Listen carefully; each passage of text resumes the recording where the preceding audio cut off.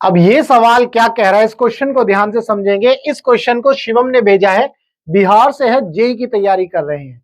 Question बोल रहा है ए 80 kg person standing on A light weighing machine in a 40 kg lift.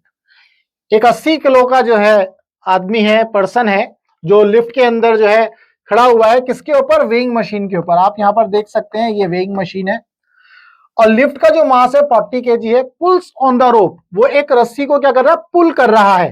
देखो किस तरह से पुल करेगा। यहां पर अगर मैं इस डायग्राम को बनाने की कोशिश करूं तो तुम्हें ये समझ में आ जाएगा कि लेट्स से ये इसके ऊपर यहां फोर्स लगा रहा है, ठीक है, which supports the lift as shown in the figure. Find the force in Newton with which the person should pull on the rope so that weighing machine shows his actual weight.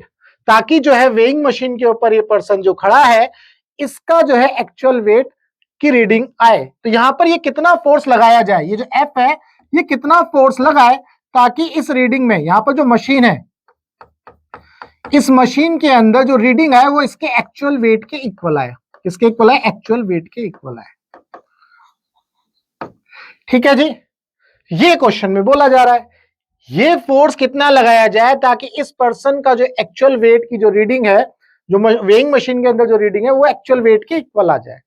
ये इस question में बोला जा रहा है। तो कैसे करना है, ध्यान से समझेंगे, एक एक करके सारे पॉइंट्स को कवर करेंगे।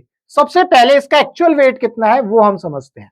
देखो ये मशीन है जी, ध्यान से समझना है, ये मशीन है, ये वेइंग मशीन है। यहां पर ये पर्सन जो है स्टैंडिंग अप कॉमेडियन की तरह जो है खड़ा हुआ है। ध्यान से समझना है, इस पर्सन का वेट ये डाउनवर्ड एक्ट करेगा इस तरह से W, और इस वेइंग, ये जो वेइंग मशीन है इसके ऊपर एक नॉर्मल रिएक्शन लगाएगी। लेट्स से वो अपोजिट डायरेक्शन में लगा दिया। उम्मीद करता हूं ये आपको जो है क्लियरली दिख रहा होगा। अगर नहीं दिख रहा तो शायद दूसरा कलर लिया जाए, अब शायद दिख रहा होगा। ठीक है, तो ये वेट हो गया, ये नॉर्मल रिएक्शन। तो इस पर्सन के ऊपर, इस पर्सन के ऊपर अगर मैं इसको बैलेंस करूं, मैं किसको बैलेंस कर रहा हूं? इस पर्सन को बैलेंस कर रहा हूं। तो इसके ऊपर एक नॉर्मल रिएक्शन लग रहा है ऊपर की तरफ और इसका खुद का वेट। तो यहां से हम ये बात कह सकते हैं कि जो नॉर्मल रिएक्शन है इसके ऊपर जो लग रहा है वो इसके वेट के इक्वल है। अब इस आदमी का जो वेट है वो कितना है जी? अगर हम बात करें तो 80 इंटू जी, वेट किसके इक्वल होता है? 80 इंटू जी, यानी कि 800 न्यूटन के। ये आपको क्या पता चला? ये आपका नॉर्मल रिएक्शन है, कैपिटल एन। ध्यान रखना ये न्यूटन यहां पर जो है ये यूनिट है, 800 न्यूटन, 80 जी। तो इसका मतलब ये हुआ जो मशीन के अंदर जो रीडिंग आएगी, मशीन के अंदर जो रीडिंग आएगी वो इस नॉर्मल रिएक्शन के इक्वल होगी। कैसे? अगर मैं इस मशीन को भी बैलेंस करूं तो इस मशीन के ऊपर कौन सा फोर्स लग रहा है? सिर्फ और सिर्फ इस पर्सन द्वारा लगाया गया नॉर्मल रिएक्शन, जो किस डायरेक्शन में लगेगा? वो आपका इस डायरेक्शन में लगेगा, ये नॉर्मल रिएक्शन। और ये नॉर्मल रिएक्शन किसके इक्वल आ गया? 800 न्यूटन के। उम्मीद करता हूं आपको ये पता चला कि इस पर्सन और वेइंग मशीन के बीच में जो नॉर्मल रिएक्शन लग रहा है एन, वो किसके इक्वल आ गया? 800 न्यूटन के इक्वल आ गया। अगर आपको यहां पर ये चीज क्लियर है, अब आगे बढ़ते हैं। इसका दूसरा स्टेप, अब हमें ये तो पता चल गया। अब ये पर्सन जो इसके ऊपर एफ फोर्स लगा रहा है, तो चूंकि यहां पर ये कांटेक्ट पॉइंट है, चूंकि यहां पर ये कांटेक्ट पॉइंट है, तो आपको पता है स्ट्रिंग के अंदर कांटेक्ट पॉइंट से दूर जो है टेंशन बनती है, तो ये टी। इसके बाद यहां पर अगर इस कांटेक्ट पॉइंट को देखें तो ये टेंशन टी, इस कांटेक्ट पॉइंट से देखें तो यहां टेंशन टी, इस कांटेक्ट पॉइंट से देखें तो ये टेंशन टी, इस कांटेक्ट पॉइंट से देखें तो ये टेंशन टी, इस कांटेक्ट पॉइंट से देखें तो टेंशन इधर टी। अगर यहां पर ये कांटेक्ट पॉइंट है तो यहां टेंशन कितनी हो जाएगी? अब इसको समझना है। देखो ऊपर टी, ये भी टी, तो यहां कितना लगना चाहिए? 2t, है ना, 2t एंड फ्रूटी। इसके बाद ये स्ट्रिंग जो है इस लिफ्ट से यहां पर कनेक्टेड है, तो इस कांटेक्ट पॉइंट से टेंशन ऊपर की तरफ 2t। तो उम्मीद करता हूं आपको इस लिफ्ट के अंदर ये पता चला, इस लिफ्ट के ऊपर जो टेंशन लग रही है वो 2t लग रही है। जैसे हड्डी टूटी हो ऐसे ही 2t जो है लग रही है इसके ऊपर टेंशन। ठीक है जी, उम्मीद करता हूं यहां तक आपको पता चल गया।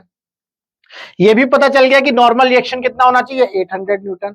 अगर हमें इसका एक्चुअल वेट बताना है तो इसका नॉर्मल रिएक्शन कितना होना चाहिए? 800 न्यूटन।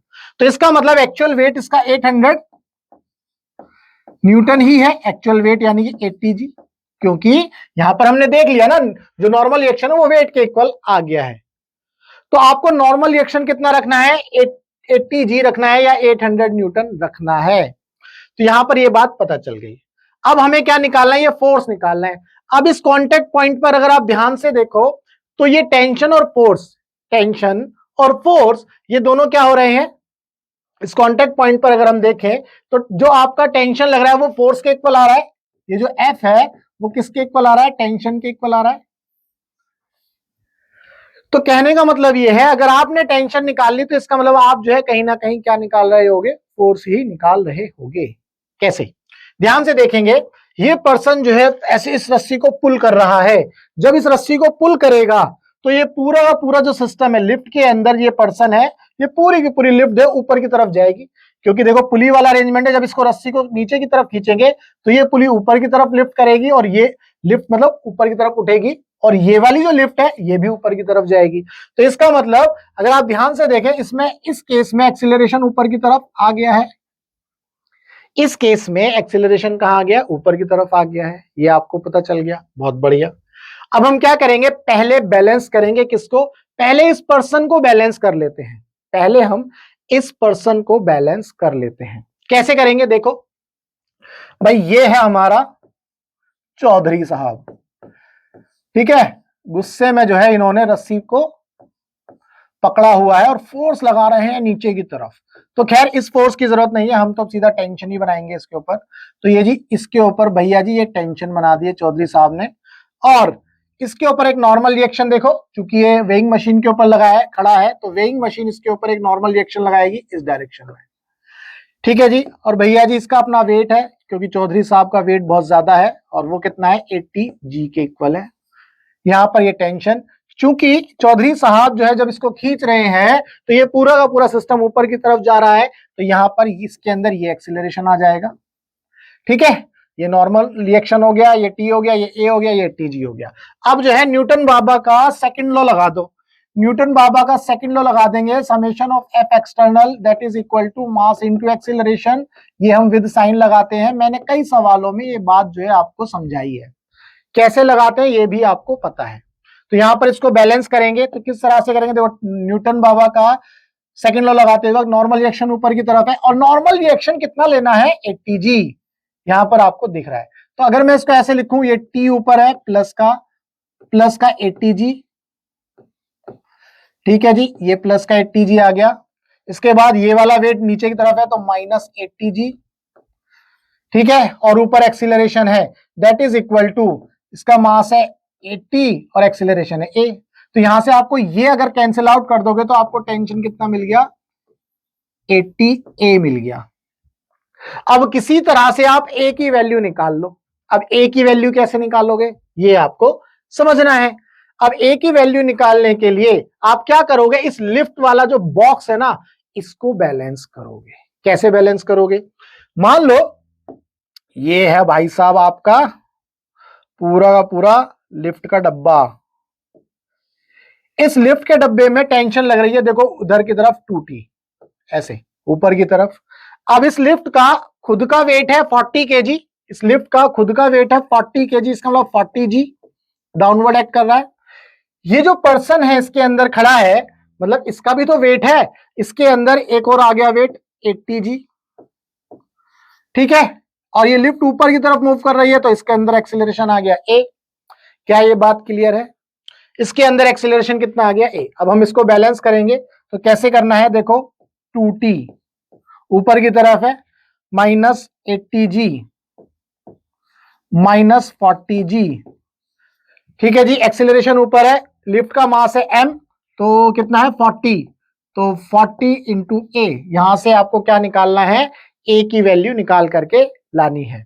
तो पहले क्या करेंगे, इस 2t की जगह क्या मैं ये रख सकता हूं, 80a रख सकता हूं। तो 2 इंटू 80a माइनस यहां कितना हो जाएगा 120g that is equal to 40a।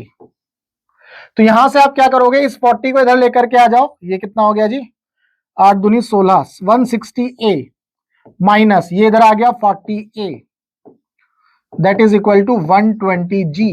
इसको हम जो है राइट साइड में ले गए, इसको सॉल्व किया तो 120 a मिल गया आपको, that is equal to 120 g मिल गया आपको। 120 से 120 जो है कैंसिल आउट हो गया, तो a की वैल्यू किसके इक्वल आ गई आपके पास, g के इक्वल आ गई। a की वैल्यू g आई, तो इसका मतलब इस a की वैल्यू को उठा करके यहां रखोगे तो tension is equal to 80 into g, that means 800 newton. और यही टेंशन जो है आपकी फोर्स के इक्वल है, तो F is equal to 800 newton. उम्मीद करता हूं आपको यह पता चला कि इसके ऊपर जो फोर्स लगाया जाएगा 800 न्यूटन का जो है फोर्स लगा करके इसको क्या करेंगे, पुल करेंगे, ताकि इस पर्सन का वेइंग मशीन के ऊपर जो एक्चुअल वेट है वो 800 न्यूटन के इक्वल आए। तो यहां पर फोर्स कितना लगना है, 800 न्यूटन का ही फोर्स लगेगा, ताकि इस वेइंग मशीन पर 800 न्यूटन फोर्स वेट आए। तो उम्मीद करता हूं यहां पर इस क्वेश्चन के अंदर जो भी डाउट आपका रहा होगा वो डाउट आपका जरूर क्लियर हुआ होगा। अगर इसके बावजूद भी कोई डाउट है तो आपको करना क्या है, आपको इस नंबर पर व्हाट्सएप करना है या इस वीडियो के अंदर कमेंट करना है। अगर आपका फिजिक्स के अंदर कोई डाउट है तो आप जो है अपना डाउट इस नंबर पर व्हाट्सएप कर सकते हैं। हमारा मकसद है टीच फ्री फॉर इंडिया, यानी कि आप इंडिया के किसी भी कोचिंग सेंटर में पढ़ते हो, चाहे आकाश में, एलन में, पीडब्ल्यू में, पिटजी में, वीएमसी में, कहीं भी, और फिजिक्स के अंदर चाहे वो थ्योरी हो चाहे वो क्वेश्चन है, आपका डाउट है तो आपको करना क्या, आपको अपना डाउट इस नंबर पर व्हाट्सएप करना है। हम आपके डाउट का बेस्ट वीडियो सॉल्यूशन आपको बना करके देंगे। तो चलिए मिलेंगे हम अपने नेक्स्ट डाउट में।